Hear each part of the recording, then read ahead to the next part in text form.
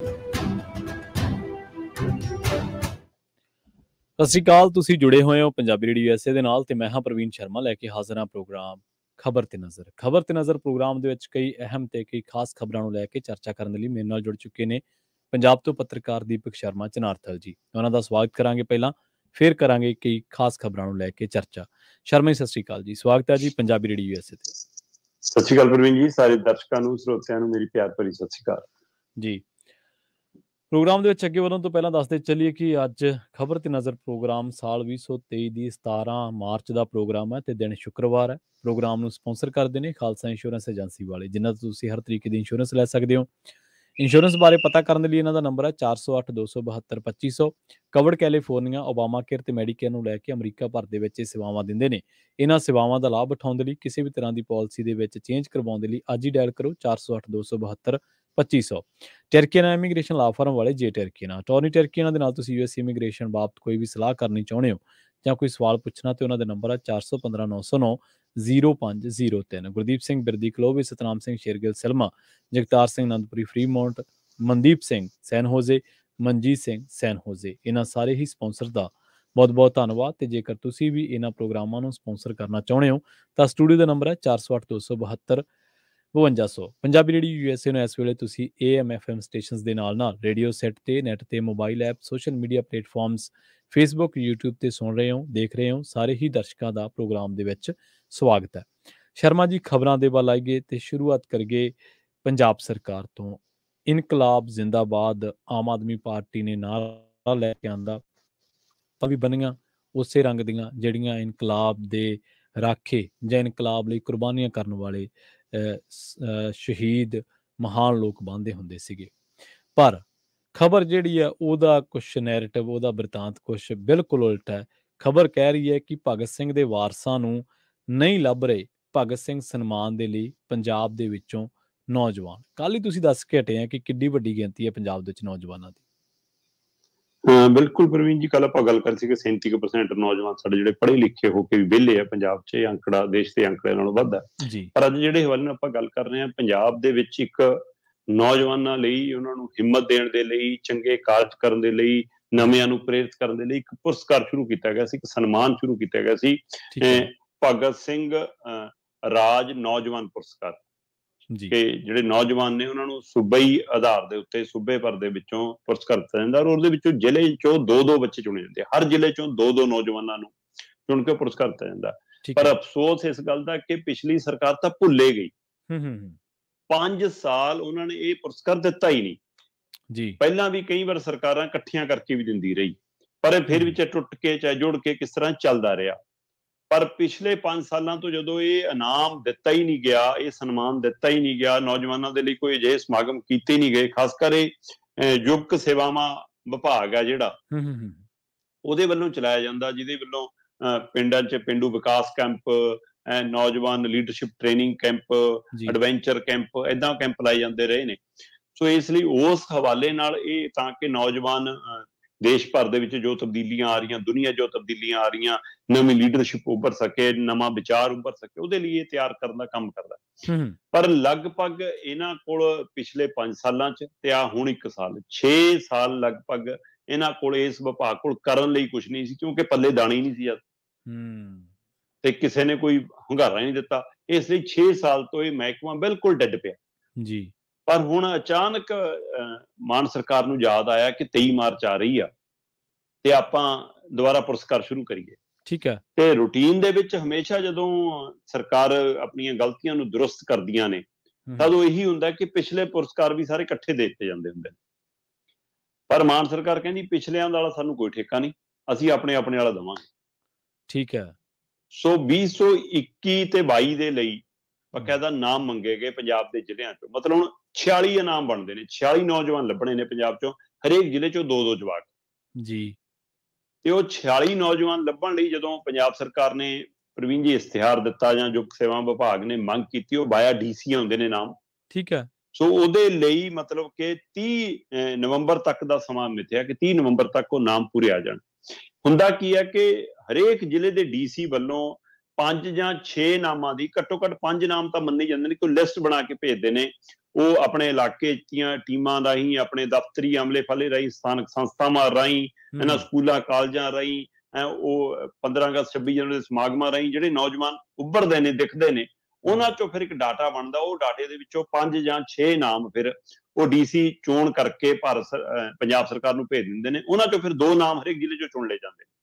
ਠੀਕ ਹੈ, ਜਿਹੜਾ ਪ੍ਰੋਸੈਸ ਹੈ ਇਸ ਤਰ੍ਹਾਂ 46 ਪੁਰਸਕਾਰ ਮਿਲਣੇ ਹੁੰਦੇ ਨੇ, ਜਿਹਦੇ ਵਿੱਚ ਉਸ ਨੌਜਵਾਨ ਨੂੰ 51,000 ਦੀ ਰਾਸ਼ੀ, ਇੱਕ ਮੈਡਲ, ਸਰਟੀਫਿਕੇਟ, ਉਹ ਸਾਰਾ ਕੁਝ ਦੇ ਕੇ ਸਨਮਾਨਿਤ ਕੀਤਾ ਜਾਂਦਾ। ਹੁਣ ਹੋਇਆ ਕੀ ਕਿ 9 ਜ਼ਿਲ੍ਹੇ ਅਜਿਹੇ ਨਿਕਲੇ ਪ੍ਰਵੀਨ ਜੀ ਕਿ ਜਿਨ੍ਹਾਂ ਵਿੱਚੋਂ ਇੱਕ ਵੀ ਨਾਮ ਨਹੀਂ ਆ ਸਕਿਆ, ਇੱਕ ਵੀ ਬੰਦਾ ਨਹੀਂ ਲੱਭਿਆ ਡੀਸੀਆਂ ਨੂੰ ਜੀ। 5 ਜ਼ਿਲ੍ਹੇ ਇਹੋ ਜਿਹੇ ਲੱਭੇ ਜਿੱਥੇ 2 ਨਾਮ, 3 ਨਾਮ, 4 ਨਾਮ ਤਾਂ ਬਹੁਤ ਦੂਰ ਦੀ ਗੱਲ ਆ, ਇੱਕ ਨਾਮ ਹੀ ਆਇਆ। ਹਰੇਕ ਜ਼ਿਲ੍ਹੇ ਨੂੰ ਮਿਲਣੇ 2 ਨਾਮ। 5 ਜ਼ਿਲ੍ਹੇ ਇਹੋ ਜਿਹੇ ਜਿਨ੍ਹਾਂ ਨੇ ਇੱਕੋ ਨਾਂ ਲਿਖ ਕੇ ਭੇਜਿਆ ਕਿ ਹੋਰ ਦੂਆ ਨਾਂ ਨਹੀਂ ਲੱਭਦਾ ਜੀ ਸਾਨੂੰ।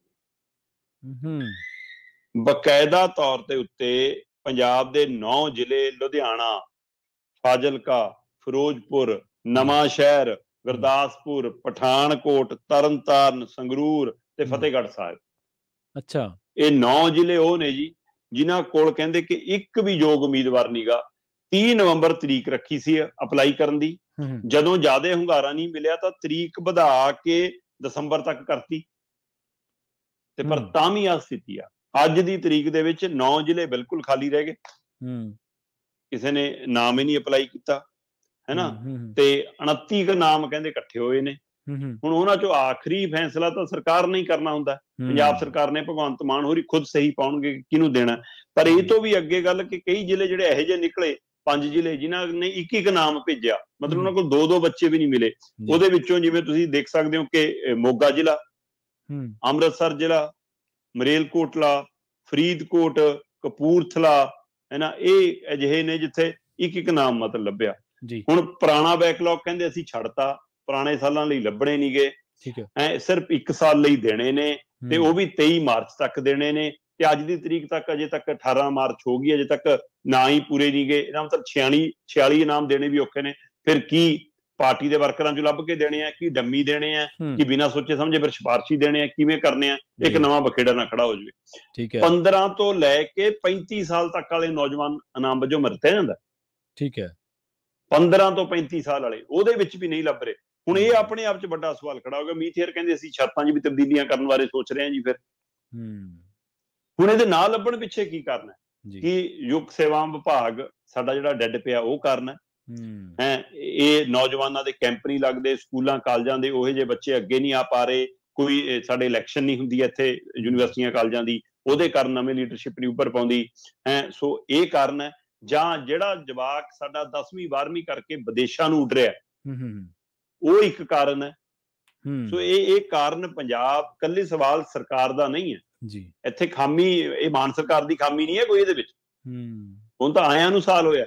ਇਹਦਾ ਮਤਲਬ ਇਹ ਸਾਡੇ ਸਿਸਟਮ ਦੀ, ਸਾਡੇ ਸਮਾਜ ਦੀ, ਸਾਡੇ ਪੂਰੇ ਪ੍ਰਸਾਰੇ ਦੀ ਉਹਦੀ ਖਾਮੀ ਹੈ ਕਿਤੇ।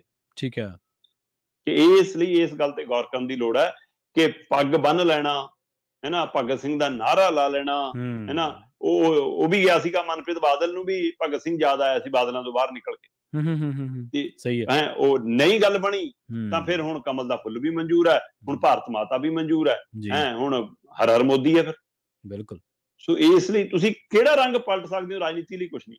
ਹਾਂ, ਭਗਵੰਤ ਮਾਨ ਕਹਿੰਦੇ ਭਗਤ ਸਿੰਘ ਨਾਲ ਜਾਰੀ ਉਹੀ ਹੈ, ਹੈਨਾ, ਚਾਹੇ ਗਾਂਧੀ ਵਾਲੇ ਕੇਜਰੀਵਾਲ ਨਾਲ ਹੱਥ ਮਿਲਾਉਣਾ ਪੈ ਜਾਵੇ, ਫਿਰ ਉਧਰ ਜਾਰੀ ਹੈ ਜੀ। ਸੋ ਇਸ ਲਈ ਇਹ ਕੁਝ ਵੀ ਮਤਲਬ ਕਿ ਕਰ ਸਕਦੇ ਨੇ ਰਾਜਨੀਤੀ ਦੇ ਲਈ। ਪਰ ਸਵਾਲ ਇਹ ਹੈ ਕਿ ਪੰਜਾਬ ਦੇ ਨੌਜਵਾਨਾਂ ਦੇ ਲਈ ਤੁਹਾਡਾ ਕਿਹੜਾ ਰੋਡ ਮੈਪ ਹੈ? ਉਹ ਇੱਥੋਂ ਝਲਕਦਾ ਕਿ ਜਿਹੜੇ ਭਗਤ ਸਿੰਘ ਦੇ ਵਾਰਸ ਨੇ ਉਹਨਾਂ ਕੋਲ ਵੀ ਪੰਜਾਬ ਦੇ ਨੌਜਵਾਨਾਂ ਲਈ ਕੋਈ ਰੋਡ ਮੈਪ ਨਹੀਂ ਅਜੇ ਤੱਕ। ਤੇ ਪਹਿਲਿਆਂ ਨੇ ਤਾਂ ਬੰਦੇ ਕਰਤਾ ਸੀ ਕਿ ਤਾਲਾ ਹੀ ਲਾ ਦਿਓ ਇਹੋ ਜਿਹੇ ਨਾਮਾਂ ਨੂੰ, ਆਪਾਂ ਕੀ ਕਰਨਾ। ਤੇ ਇਹਨਾਂ ਨੇ ਆ ਕੇ ਜੇ ਸ਼ੁਰੂ ਕਰਨ ਦੀ ਕੋਸ਼ਿਸ਼ ਕੀਤੀ ਆ, ਪਰ ਇਹਨਾਂ ਨੂੰ ਵੀ ਜੇ ਨੌਜਵਾਨ ਨਹੀਂ ਮਿਲ ਰਹੇ ਤਾਂ ਉਹਦੇ ਲਈ ਇਹਨਾਂ ਨੂੰ ਸੋਚਣ ਦੀ ਲੋੜ ਹੈ ਕਿ ਸਾਨੂੰ ਪੰਜਾਬ ਦੇ ਨੌਜਵਾਨਾਂ ਨੂੰ ਅੱਗੇ ਲਿਆਉਣ ਲਈ ਕਰਨਾ ਕੀ ਆ। ਉਹਦੀ ਯੋਜਨਾ ਤੇ ਕੋਈ ਕੰਮ ਨਹੀਂ। ਅੱਜ 46 ਦਾ ਇਨਾਮ ਦੇਣ ਦਾ ਡਰਾਮਾ ਜ਼ਰੂਰ ਹੋਊਗਾ। 34 ਨਾਂ ਹੀ ਅਜੇ ਤੱਕ ਆਏ ਨੇ, ਉਹ ਚੋਂ ਕਿੰਨਿਆਂ ਨੂੰ ਮਿਲਦਾ, ਕਿੰਨਿਆਂ ਨੂੰ ਨਹੀਂ। ਪੂਰੇ 46 ਮਿਲਦੇ ਨੇ। ਹਾਂ, ਤੁਹਾਨੂੰ ਇਸ਼ਤਿਹਾਰਾਂ ਦੇ ਰੂਪ ਦੇ ਵਿੱਚ ਜ਼ਰੂਰ ਮਿਲੂਗਾ ਕਿ ਭਗਤ ਸਿੰਘ ਦੇ ਵਾਰਸਾਂ ਨੇ, ਭਗਤ ਸਿੰਘ ਦੇ ਰਾਹ ਤੇ ਚੱਲਣ ਵਾਲੇ ਨੌਜਵਾਨਾਂ ਨੂੰ ਇਨਾਮ ਦਿੱਤੇ। ਇਹਦੇ ਇਸ਼ਤਿਹਾਰ ਫੁੱਲ ਪੇਜ ਦੇ ਛਪਣਗੇ। ਉਹ ਆਪਾਂ 23 ਮਾਰਚ ਤੋਂ ਬਾਅਦ ਗੱਲ ਕਰ ਲਾਂਗੇ। ਜੀ ਬਿਲਕੁਲ ਬਿਲਕੁਲ, 23 ਮਾਰਚ ਤੋਂ ਬਾਅਦ ਹੀ ਗੱਲ ਹੋਊਗੀ। ਹੁਣ ਤਾਂ ਇਸ ਮਸਲੇ ਤੇ ਅਗਲੀ ਖਬਰ ਦੇ ਵੱਲ ਵਧੀਏ ਸ਼ਰਮਾ ਜੀ। ਤੇ ਜਦੋਂ ਤੋਂ ਪੋਲੀਟੀਕਲ ਖਬਰਾਂ ਨੂੰ ਦੇਖ ਰਹੇ ਹਾਂ, ਵਾਚ ਰਹੇ ਹਾਂ, ਹਮੇਸ਼ਾ ਇਹੀ ਦੋਸ਼ ਲੱਗਦਾ ਰਿਹਾ ਵਿਰੋਧੀ ਧਿਰਾਂ ਤੇ ਕਿ ਵਿਰੋਧੀ ਧਿਰਾਂ ਸਦਨ ਨੂੰ ਨਹੀਂ ਚੱਲਣ ਦਿੰਦੀਆਂ, ਚਾਹੇ ਉਹ ਲੋਕ ਸਭਾ ਹੋਵੇ, ਚਾਹੇ ਉਹ ਰਾਜ ਸਭਾ ਹੋਵੇ, ਚਾਹੇ ਉਹ ਵਿਧਾਨ ਸਭਾ ਹੋਵੇ। ਹਮੇਸ਼ਾ ਸੱਤਾਧਾਰੀ ਪਾਰਟੀ ਇਹ ਕਹਿ ਕੇ ਨਿਕਲ ਜਾਂਦੀ ਹੈ ਭੀੜੀ ਗਲੀ ਥਾਣੀ ਕਿ ਵਿਰੋਧੀ ਧਿਰਾਂ ਸਾਡੀ ਪੇਸ਼ ਨਹੀਂ ਜਾਣ ਦਿੰਦੀਆਂ, ਅਸੀਂ ਤਾਂ ਚਾਹੁੰਦੇ ਹਾਂ ਕਿ ਮਸਲਿਆਂ ਤੇ ਚਰਚਾ ਹੋਵੇ। ਜਦ ਕਿ ਸਰਕਾਰ ਨੂੰ ਇਹ ਗੱਲ ਲੁਕੀ ਨਹੀਂ ਹੈ, ਸਰਕਾਰ ਨੂੰ ਆਪਣਾ ਰਿਪੋਰਟ ਕਾਰਡ ਪਤਾ ਹੀ ਹੁੰਦਾ ਹੈ ਕਿ ਅਸੀਂ ਕਿੱਥੇ ਖੜੇ ਹਾਂ। ਪਰ ਹੁਣ ਗੱਲ ਸੁਣਨ ਦੇ ਵਿੱਚ ਇਹ ਆ ਰਹੀ ਹੈ ਕਿ ਉਲਟੇ ਬਾਂਸ ਬਰੇਲੀ ਨੂੰ ਸੱਤਾਧਾਰੀ ਭਾਜਪਾ ਹੀ ਨਹੀਂ ਚੱਲਣ ਦੇ ਰਹੀ ਸੰਸਦ ਨੂੰ। ਬਿਲਕੁਲ ਜੀ, ਜੀ ਭਾਰਤੀ ਸੰਸਦ ਦੇ ਦੋਵੇਂ ਸਦਨਾਂ ਦੇ ਅੰਦਰ, ਚਾਹੇ ਉਹ ਲੋਕ ਸਭਾ ਹੈ ਚਾਹੇ ਉਹ ਰਾਜ ਸਭਾ ਹੈ, ਜੀ ਜੀ, ਦੋਵਾਂ ਦੇ ਅੰਦਰ ਜੋ ਸਥਿਤੀ ਅੱਜ ਬਣੀ ਹੋਈ ਹੈ ਕਿ ਲਗਾਤਾਰ ਹਗਾਮਾ, ਲਗਾਤਾਰ ਰੋਸਾ, ਮਾਫੀ ਲਈ ਅੜ ਗਏ ਜੀ, ਰਾਹੁਲ ਗਾਂਧੀ ਮਾਫੀ ਮੰਗੂ ਤਾਂ ਹੀ ਸੰਸਦ ਚੱਲਣ ਦੇਾਂਗੇ, ਇਹ ਸਾਰਾ ਕੁਝ ਭਾਜਪਾ ਵਾਲੇ ਖੇਮੇ ਤੋਂ ਹੀ ਹੋ ਰਿਹਾ ਜੀ। ਸੋ ਸੱਤਾਧਾਰੀ ਧਿਰ ਜਿਹਨੇ ਆਪ ਕੰਮ ਕਰਨਾ ਹੁੰਦਾ, ਹਾਂ ਬਹੁਮਤ ਇੰਨਾ ਹੈਗਾ ਪ੍ਰਵੀਨ ਜੀ, ਆਖਰੀ ਇੱਕ ਦਿਨ ਦੇ ਵਿੱਚ 40-40 ਬਿੱਲ ਵੀ ਪਾਸ ਕਰਕੇ ਲੰਘ ਜਾਣਗੇ ਤਾਂ, ਹਾਂਜੀ, ਪਰ ਉਹ ਚਰਚਾ ਕਿੱਥੇ, ਉਹਨਾਂ ਤੇ ਸੰਸਦ ਚਰਚਾ ਕਰਨ ਲਈ ਹੈ ਬਿੱਲਾਂ ਤੇ, ਬਿਲਕੁਲ ਸਹੀ, ਨਾ ਕਿ ਬਹੁਮਤ ਦੇ ਹਵਾਲੇ ਨਾਲ ਪਾਸ ਕਰਨ ਲਈ ਕਿ ਹਾਂ ਜੀ ਪਾਸ, ਆ ਵੀ ਪਾਸ, ਆ ਵੀ ਪਾਸ। ਉਹ ਰਬੜ ਦੀਆਂ ਮੋਹਰਾਂ ਬਣਾਤੇ ਤੁਸੀਂ ਸੰਸਦ ਮੈਂਬਰ ਆਪਣੇ। ਤੇ ਆ ਹੁਣ ਸਥਿਤੀ ਸਾਫ਼ ਦਿਖਾਉਂਦੀ ਹੈ ਪ੍ਰਵੀਨ ਜੀ, ਸੈਸ਼ਨ ਦਾ ਦੂਸਰਾ ਦੌਰ ਸ਼ੁਰੂ ਹੁੰਦਾ ਹੈ, ਠੀਕ ਹੈ, ਔਰ ਉਹ 5 ਦਿਨ ਹੋ ਗਏ ਉਸ ਦੌਰ ਨੂੰ ਚੱਲਦੇ ਨੂੰ। ਸ਼ੁੱਕਰਵਾਰ ਤੱਕ ਉਹ ਚੱਲਿਆ, ਹੁਣ ਸ਼ਨੀ ਐਤਵਾਰ ਲਈ, ਸੋਮਵਾਰ ਤੱਕ ਲਈ ਸੰਸਦ ਅੱਗੇ ਪਾ ਦਿੱਤੀ ਗਈ ਆ। ਸੋ ਇਹਨਾਂ 5 ਦਿਨਾਂ ਚ ਲੋਕ ਸਭਾ ਦੇ ਵਿੱਚ ਸਿਰਫ 66 ਮਿੰਟ, 5 ਦਿਨਾਂ ਦਾ ਸੈਸ਼ਨ ਜੀ, ਤੇ ਕਾਰਵਾਈ ਸਿਰਫ 66 ਮਿੰਟ ਦੀ, 1 ਘੰਟਾ 6 ਮਿੰਟ ਜੀ। ਤੇ ਇਸੇ ਤਰ੍ਹਾਂ ਰਾਜ ਸਭਾ 5 ਦਿਨ ਸਿਰਫ 123 ਮਿੰਟ ਜੀ, ਮਤਲਬ 2 ਘੰਟੇ 3 ਮਿੰਟ। ਤੇ ਭੱਤੇ ਸਭ ਤੋਂ ਪਹਿਲਾਂ ਚਾਹੀਦੇ ਆ ਇਹਨਾਂ ਨੂੰ, ਚਾਹੀਦੇ ਵਧਾ ਕੇ ਚਾਹੀਦੇ ਆ, ਗੱਡੀ ਦਾ ਤੇਲ ਵੀ ਚਾਹੀਦਾ, ਖਾਣਾ ਵੀ ਚਾਹੀਦਾ ਹੈ, ਰਹਿਣਾ ਪੀਣਾ ਵੀ ਚਾਹੀਦਾ, ਪੀਏ ਦੇ ਪੈਸੇ ਵੀ ਚਾਹੀਦੇ ਆ, ਤੇ ਉਹ ਭੱਤੇ ਪੂਰੇ ਚਾਹੀਦੇ ਆ। ਕੋਠੀਆਂ ਪਿੱਛੇ ਲੜਦੇ ਆ, ਕਿਆ ਕੋਠੀ ਮੈਂ ਹੀ ਲੈਣੀ, ਆਪਣੀ ਪਸੰਦ ਦੀ ਉਂਗਲ ਰੱਖਦੇ ਆ, ਤੇ ਜਦੋਂ ਕੰਮ ਕਰਨ ਲਈ ਜਿਹੜੇ ਕੰਮਾਂ ਲਈ ਤੁਸੀਂ ਤਨਖਾਹਾਂ ਭੱਤੇ ਲੈਂਦੇ ਹੋ, ਉਹ ਕੰਮ ਦੀ ਵਾਰੀ ਆਉਂਦੀ ਆ, ਫਿਰ ਤੁਸੀਂ ਆਪਣੇ ਲੀਡਰਾਂ ਦੇ ਢੂਹੇ ਚੜ ਕੇ ਫਿਰ ਹਗਾਮੇ ਕਰਦੇ ਹੋ।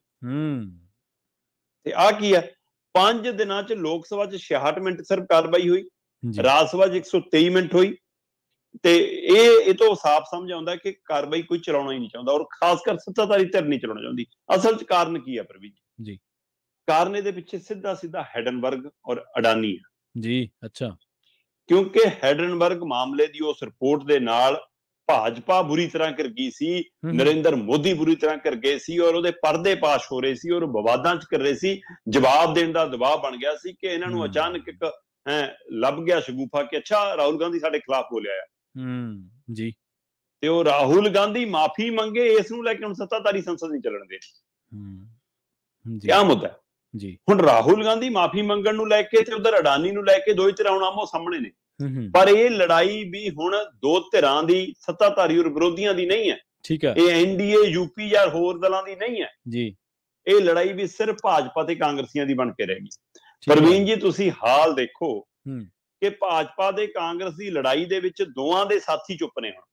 ਠੀਕ ਹੈ, ਭਾਜਪਾ ਨੂੰ ਕਾਂਗਰਸ ਘੇਰ ਰਹੀ ਆ, ਪਰ ਉਹਦੇ ਨਾਲ ਦੇ ਯੂਪੀਏ ਦਲ ਖੁੱਲ ਕੇ ਨਾਲ ਨਹੀਂ ਹੈਗੇ। ਅੱਛਾ, ਇਸੇ ਤਰ੍ਹਾਂ ਰਾਹੁਲ ਦੇ ਖਿਲਾਫ ਮੋਰਚਾਬੰਦੀ ਕਰ ਰਹੀ ਹੈ ਭਾਜਪਾ, ਪਰ ਐਨਡੀਏ ਦੇ ਕਿੰਨੇ ਹੀ ਦਲ, ਕਿੰਨੇ ਹੀ ਸਾਥੀ, ਉਹਨਾਂ ਦੇ ਚੁਣੇ ਹੋਏ ਸੰਸਦ ਮੈਂਬਰ ਲੋਕ ਸਭਾ, ਰਾਜ ਸਭਾ ਚ ਚੁੱਪ ਹੋ ਜਾਂਦੇ ਨੇ, ਕਿਨਾਰਾ ਕਰ ਦਿੰਦੇ ਨੇ ਕਿ ਆਪਾਂ ਕਾਹਨੂੰ ਫਰੇਮ ਚ ਆਉਣਾ ਜੀ। ਕਿਉਂਕਿ ਦੋਵਾਂ ਧਿਰਾਂ ਨੂੰ ਇਹ ਲੱਗਦਾ ਕਿ ਪਤਾ ਨਹੀਂ ਕੱਲ ਨੂੰ ਕਿਹਦੀ ਸਰਕਾਰ ਆ ਜਾਣੀ, ਆਖਰੀ ਦੌਰ ਚੱਲਦਾ, ਪਤਾ ਨਹੀਂ ਕਿਹਦੀ ਝੋਲੀ ਚ ਗਿਰਨਾ ਪੈਣਾ, ਕਿਹਦੇ ਬੈਂਚਾਂ ਤੇ ਬੈਠਣਾ ਪੈਣਾ ਜੀ। ਇਸ ਲਈ ਦੋਈ ਧਿਰਾਂ ਚੁੱਪ ਨਹੀਂ ਆ।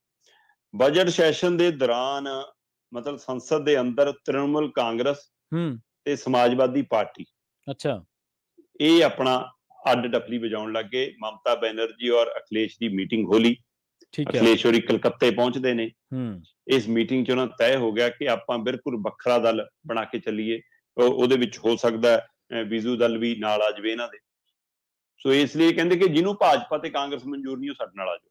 ਸੋ ਇੱਕ ਤੀਜਾ ਮੋਰਚਾ ਹੋਰ ਬਣ ਗਿਆ ਜੀ।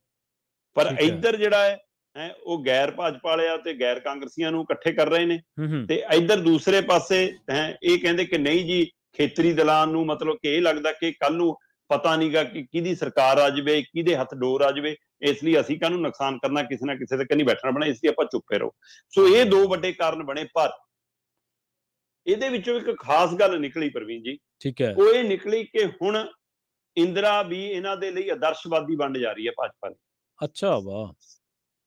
ਜਿਹਨੂੰ ਭੰਡਦੇ ਰਹੇ, ਜਿਹਨੂੰ ਪਿੱਟਦੇ ਰਹੇ, ਜਿਹਨਾਂ ਨੂੰ ਰੋਂਦੇ ਰਹੇ 70 ਸਾਲਾਂ ਚ ਇਹਨਾਂ ਨੇ ਆਹ ਕੀਤਾ ਉਹ ਕੀਤਾ, ਉਸੇ ਇੰਦਰਾ ਦਾ ਇੱਕ ਮਤਲਬ ਬਿਆਨ ਲੱਭ ਰਹੇ ਨੇ ਜੀ, ਉਸੇ ਇੰਦਰਾ ਦਾ ਇੱਕ ਵਿਦੇਸ਼ੀ ਦੌਰਾ ਲੱਭ ਰਹੇ ਨੇ, ਤੇ ਉਹ ਦੌਰੇ ਦੇ ਵਿੱਚ ਹਵਾਲਾ ਦੇ ਕੇ ਕਹਿੰਦੇ ਜੀ ਰਾਹੁਲ ਗਾਂਧੀ ਤੋਂ ਮਾਫੀ ਮੰਗਾਉਣੀ। ਠੀਕ ਹੈ। ਅਸਲ ਚ ਕੀ ਆ ਕਿ ਇੰਦਰਾ ਗਾਂਧੀ ਇੱਕ ਵਾਰ ਜਦੋਂ ਮਤਲਬ ਐਮਰਜੈਂਸੀ ਤੋਂ ਬਾਅਦ ਹਾਰ ਜਾਂਦੀ ਆ, ਸੱਤਾ ਤੋਂ ਬਾਹਰ ਹੋ ਜਾਂਦੀ ਆ, ਉਸ ਨੂੰ ਗ੍ਰਿਫਤਾਰ ਕਰ ਲਿਆ ਜਾਂਦਾ, ਉਹ ਤੋਂ ਬਾਅਦ ਉਹ ਵਿਦੇਸ਼ ਜਾਂਦੀ ਆ ਜੀ, ਤੇ ਵਿਦੇਸ਼ੀ ਦੌਰੇ ਦੇ ਦੌਰਾਨ ਕਹਿੰਦੇ ਕਿ ਉੱਥੇ ਉਹਨੂੰ ਭਾਸ਼ਣ ਦੇਣ ਲਈ ਬੁਲਾਇਆ ਜਾਂਦਾ, ਤੇ ਜਦੋਂ ਉੱਥੇ ਉਹ ਭਾਸ਼ਣ ਦਿੰਦੀ ਆ ਤਾਂ ਕਹਿੰਦੇ ਕਿ ਉੱਥੇ ਉਹਦੇ ਪਰ ਸਵਾਲ ਆਉਂਦਾ ਕਿ ਤੁਹਾਡੇ ਦੇਸ਼ 'ਚ ਲੋਕਤੰਤਰ ਨਾਂ ਦੀ ਕੋਈ ਚੀਜ਼ ਬਚੀ ਆ ਜੀ, ਕਿ ਤੁਸੀਂ ਪ੍ਰਧਾਨ ਮੰਤਰੀ ਤੁਹਾਡੇ ਤੇ ਆ ਕਾਰਵਾਈ ਹੋਈ। ਉਹ ਕਹਿੰਦੀ ਨਾ, ਇਹ ਸਾਡੇ ਦੇਸ਼ ਦਾ ਅੰਦਰੂਨੀ ਮਾਮਲਾ, ਇਹਨੂੰ ਮੈਂ ਬਾਹਰ ਉਜਾਗਰ ਨਹੀਂ ਕਰਨਾ, ਮੈਂ ਤੁਹਾਡੇ ਇੱਥੇ ਆ ਕੇ ਨਹੀਂ ਇਹਦੇ ਬਾਰੇ ਕੋਈ ਟਿੱਪਣੀ ਕਰਨੀ।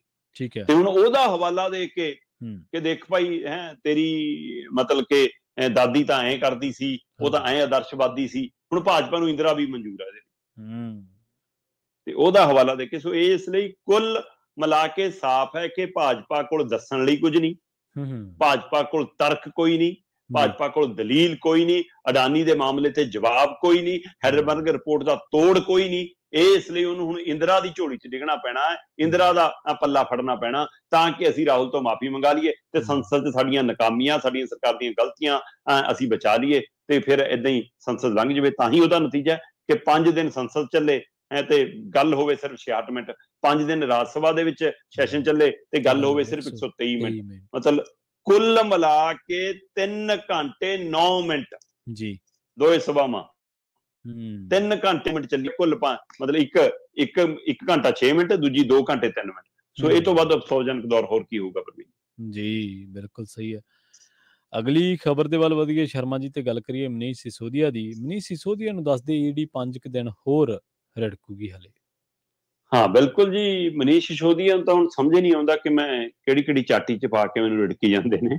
ਸੋ ਪਹਿਲਾਂ CBI ਨੇ ਪੁੱਛਗਿੱਛ ਲਈ ਬੁਲਾਇਆ, ਫਿਰ ਗ੍ਰਿਫਤਾਰ ਕਰ ਲਿਆ ਹੈ ਨਾ, ਫਿਰ ਉਸ ਤੋਂ ਬਾਅਦ ਕਹਿੰਦੇ ਜੀ ਰਿਮਾਂਡ ਲੈ ਲਿਆ, ਰਿਮਾਂਡ ਤੋਂ ਬਾਅਦ ਫਿਰ ED ਆ ਗਈ ਹੈ ਨਾ, ED ਨੇ ਕਹਿੰਦੇ ਜੀ ਚਲੋ ਜੀ ਜੇਲ੍ਹ 'ਚ ਬੈਠ ਕੇ ਪੁੱਛਗਿੱਛ ਕਰ ਲਈ ਜੀ, ਫਿਰ ਇੱਕ ਨਵੀਂ ਗ੍ਰਿਫਤਾਰੀ ਪਾਤੀ ਜੀ, ਫਿਰ ਆਪਣੀ ਹਿਰਾਸਤ 'ਚ ਲੈ ਲਿਆ, ਤੇ ED ਦੀ ਹਿਰਾਸਤ ਵਿੱਚ ਸੀਗੇ ਕਿ CBI ਕਹਿੰਦੀ ਨਹੀਂ ਜੀ ਮਨੀਸ਼ ਸਿਸੋਦੀਆ ਜਸੂਸ ਵੀ ਹੈ, ਇਹਨੇ ਤਾਂ ਇੱਕ ਇਹੀ ਜੀ ਸੰਸਥਾ ਤਿਆਰ ਕਰ ਲਈ ਸੀ, ਇਹੋ ਜਿਹਾ ਯੂਨਿਟ ਤਿਆਰ ਕਰ ਲਿਆ ਸੀ ਜਿਹਦੇ ਹਵਾਲੇ ਨਾਲ ਜਸੂਸੀ ਕਰਾਈ ਹੈ ਜੀ, ਅਸੀਂ ਉਹਦੀ ਕਾਰਵਾਈ ਕਰਨੀ ਹੈ, ਉਹਦਾ ਇੱਕ ਹੋਰ ਪਰਚਾ ਦਰਜ ਕਰ ਲਿਆ, FIR ਇੱਕ ਨਵੀਂ ਕਰ ਲਈ, ਤੇ ਇੱਧਰ ED ਨੇ ਕਹਿੰਦੇ ਜੀ ਰਿਮਾਂਡ ਤੇ ਲੈ ਲਿਆ ਆਪਣੇ ਤੇ ਕਿ 5 ਦਿਨ ਅਸੀਂ ਹਲੇ ਪੁੱਛਗਿੱਛ ਕਰਨੀ ਹੈ ਜੀ, ਸਾਡੀ ਤਸੱਲੀ ਨਹੀਂ ਹੋਈ। ਮਨੀ ਲੈਂਡਿੰਗ ਦਾ ਮਾਮਲਾ ਵੀ ਹੈ ਜੀ, ਆਮਦਨ ਤੋਂ ਵੱਧ ਜਾਇਦਾਦ ਦਾ ਮਾਮਲਾ ਵੀ ਹੈ ਜੀ, ਐਕਸਾਈਜ਼ ਪਾਲਿਸੀ ਦਾ ਮਾਮਲਾ ਹੈ ਜੀ ਵੀ, ਤੇ BJP ਦਾ ਬੁਲਾਰਾ ਕਹਿੰਦਾ ਜੀ ਸਾਡੇ ਕੋਲ ਸਾਰੇ ਸਬੂਤ ਹੈਗੇ ਨੇ ਜੀ। ਉਹ ਕਿਹੜਾ ਤ੍ਰਿਵੇਦੀ ਇਹਨਾਂ ਦਾ ਬੁਲਾਰਾ ਇੱਕ, ਉਹ ਕਹੀ ਜਾਂਦਾ, ਕਹਿੰਦਾ ਸਾਡੇ ਕੋਲ ਸਾਰੇ ਸਬੂਤ ਨੇ ਕਿ ਕੇਜਰੀਵਾਲ ਦੀ ਮੌਜੂਦਗੀ ਦੇ ਵਿੱਚ ਉਹਦੀ ਰਿਹਾਇਸ਼ ਤੇ ਹੀ ਸਾਰਾ ਬਦਲਾਅ ਹੋਇਆ ਹੈ ਐਕਸਾਈਜ਼ ਪਾਲਿਸੀ ਵਾਲਾ,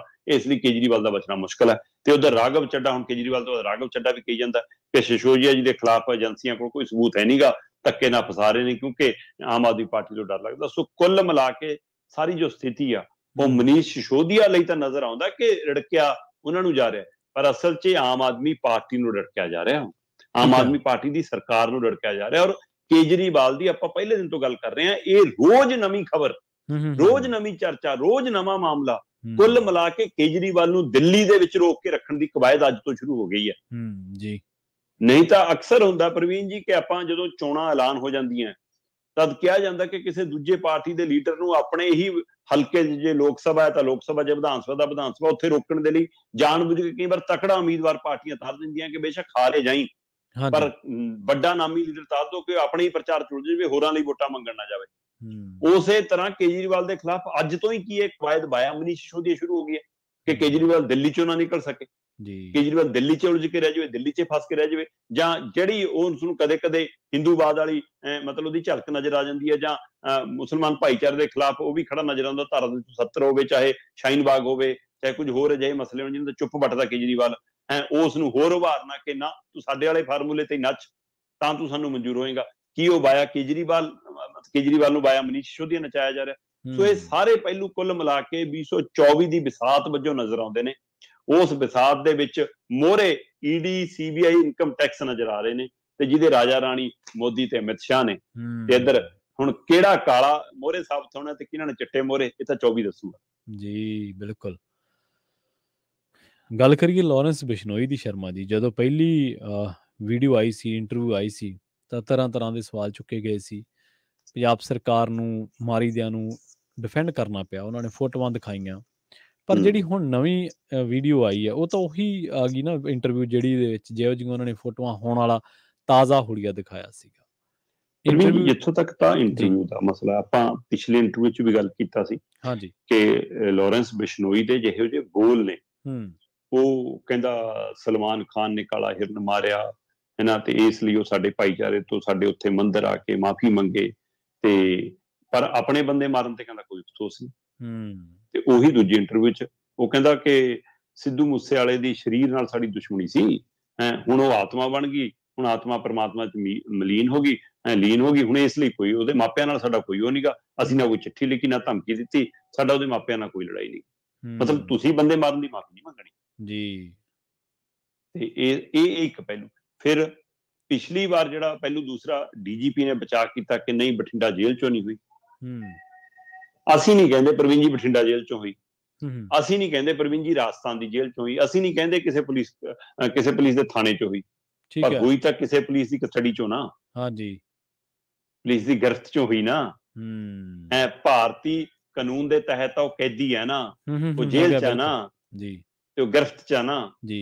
ਹਾਂ, ਜੇਕਰ ਇਹ ਕਾਨੂੰਨ ਦੇ ਤੌਰ ਤੇ ਸਹੀ ਆ ਤਾਂ ਫਿਰ ਕੋਈ ਚੱਕਰ ਨਹੀਂ, ਫਿਰ ਸਾਰੇ ਮੀਡੀਆ ਨਾਲ ਗੱਲਬਾਤ ਕਰਾ ਦਿਆ ਕਰੋ, ਫਿਰ ਪ੍ਰੈਸ ਕਾਨਫਰੰਸਾਂ ਕਰਾ ਦਿਓ, ਫਿਰ ਬੰਦੀ ਸਿੰਘਾਂ ਦੀਆਂ ਵੀ ਗੱਲਾਂ ਕਰਾ ਦਿਓ, ਬਿਲਕੁਲ, ਫਿਰ ਹੋਰ ਜਿਹੜੇ ਕਾਨੂੰਨੀ ਤੌਰ ਤੇ ਤੁਸੀਂ ਫੜੇ ਨੇ ਉਹਨਾਂ ਦੀਆਂ ਵੀ ਗੱਲਾਂ ਕਰਾ ਦਿਓ, ਸਾਰਿਆਂ ਦੇ ਪੱਖ ਆ ਜਾਣੇ ਚਾਹੀਦੇ ਨੇ। ਫਿਰ ਸਹੀ, ਫਿਰ ਆਉਣ ਦਿਓ ਜੀ, ਚਾਰ ਚੈਨਲਾਂ ਦੀ ਵੀ ਦੁਕਾਨਦਾਰੀ ਚੱਲ ਜਾਊਗੀ, ਚੱਲਣ ਦਿਓ ਵਿਚਾਰਿਆਂ ਦੀ।